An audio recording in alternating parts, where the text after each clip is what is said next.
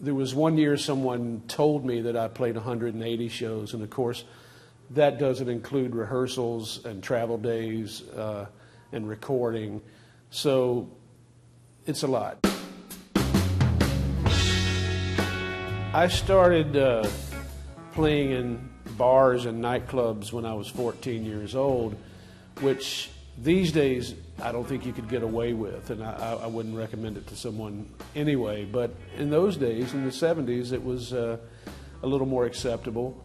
My only actual day job, working at KFC when I was 15, and I got laid off because I was working too many hours at that young age, and they said, when you turn 16, you can come back to work.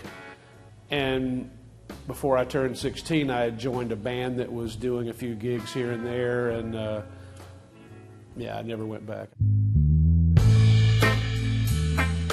There's two facets to being on stage with someone you grew up listening to or you really greatly admire.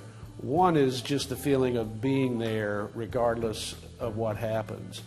Then the extra special icing on the cake is if that turns into some amazing music, which just pushes it over the top. It's very spontaneous, especially at these festivals. Whoever's hanging around, we have these conversations backstage. In a lot of cases, it's like a little family reunion, and you figure out who's going to be around, and let's have some fun. Bring on the music. Everything gonna be alright.